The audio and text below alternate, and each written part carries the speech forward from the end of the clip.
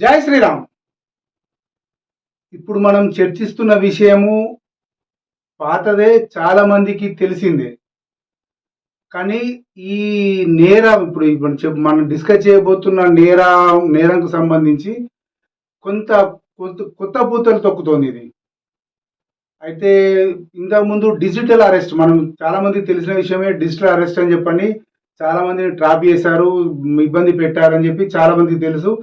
వాటి జోలికి వెళ్ళొద్దు అని కేంద్ర ప్రభుత్వంతో సహా రాష్ట్ర ప్రభుత్వాలు, పోలీసులు అందరూ అన్ని రకాలుగా చెబుతున్నా కొద్ది రోజుల క్రితం, అంటే తాజాగా కాదు, కొద్ది రోజుల క్రితం వరంగల్ జిల్లాలో ఒక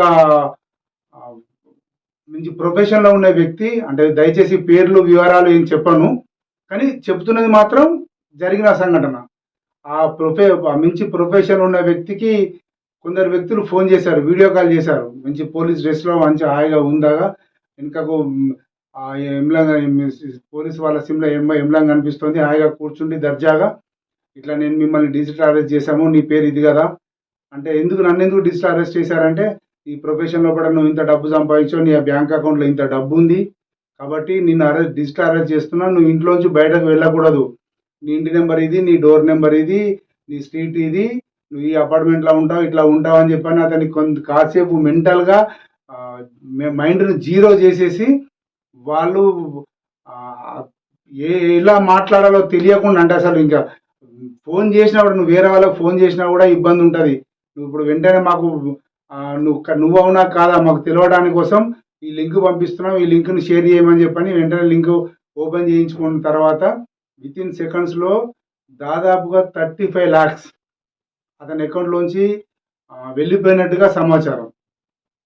అంటే ఇంకా హై ప్రొఫెషన్లో ఉన్న వాళ్ళు, మంచి ప్రొఫెషన్లో ఉన్న వాళ్ళు కూడా ఇంకా అమాయకంగా ఉన్నారు. మామూలు వ్యక్తులు ఆలోచించినట్టుగా కూడా ఆలోచించడం లేదు. కనీసం దాని గురించి పోలీసులకు సమాచారం ఇచ్చిన, లేకపోతే సైబర్ క్రైమ్కు సమాచారం ఇచ్చిన అయిపోయే అతి చిన్న వ్యవస్థకు డబ్బులు పోగొట్టుకున్నారని చెప్పి చాలామంది చెప్పారన్నమాట. ఇది వరంగల్ జిల్లాలో జరిగింది.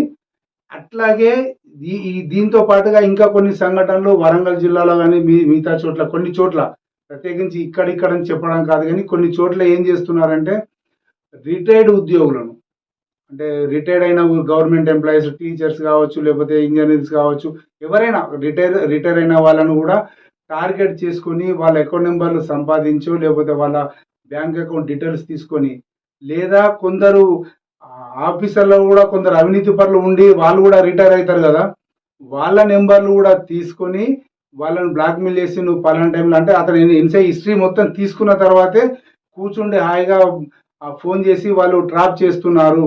ఇక అరే నా గురించి ఇక్కడ ఇంత తీసుకున్నా, ఇక్కడ ఇంత తీసుకున్నాడు, అవు కరెక్టే కదా, ఆ టైంలో చేసినావు, అది ఇప్పుడు బయటకు వచ్చింది అన్నంత ఫీలింగ్ తీసుకొచ్చి ఆ సదరు వ్యక్తికి తీసుకొచ్చి వాళ్ళు ట్రాప్ చేస్తున్నారని చెప్పని తెలుస్తున్నది. కొందరు సైలెంట్గా పోతే పోయిన 5 లక్షలు మరి రబ్బర్ ఎవడు పెట్టుకోవాలని చెప్పని పోలీసు వాళ్ళకి కంప్లైంట్ చేయకుండా ఉంటున్నారు. కొందరు సైబర్ క్రైమ్కు కంప్లైంట్ చేస్తున్నారు. సైబర్ క్రైమ్కు ఎవరైతే కంప్లైంట్ చేశారో వాళ్ళందరూ కూడా చాలా సేఫ్గా ఉన్నారు, వాళ్ళ డబ్బులు కూడా సేఫ్గా ఉన్నాయి, వాళ్ళ మీద ఎలాంటి మళ్ళీ కాంప్లికేటెడ్స్ రావట్లేదు. ఎందుకంటే సైబర్ క్రైమ్ వాళ్ళు అది ఏం చేస్తున్నారో కానీ వాళ్ళ మళ్ళీ మాత్రం రావట్లేదు, వాళ్ళకి అట్లాంటి ఫోన్లు రావట్లేదు అని చెప్పి చెప్తున్నారు.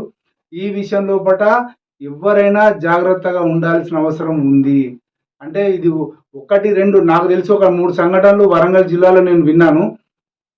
ఇలాంటివి ఇంకా జరిగే అవకాశాలు ఉన్నాయి. ఖచ్చితంగా వాళ్ళ వ్యవస్థ నడుతుంది. అమాయకుడు ఎక్కడ ఉంటే అక్కడ టార్గెట్ పెట్టుకుంటారు, లేదా వాడిని హిస్టరీ తెలుసుకుంటున్నారు, అందువల్ల కథ అంతా తెలుసుకొని బ్యాంక్ అకౌంట్ ఎట్లాగో తెలుసుకొని దానికి సంబంధించిన పూర్తి వివరాలని చెప్పి ఇంకొన్ని ఆధార్ నెంబర్ చెప్పేసి, ఆధార్ నెంబర్ లింక్ వస్తుంది, లింక్ కొట్టేసి అనేసరికి వీళ్ళ అటెన్షన్ లోపల కొట్టేస్తున్నారు.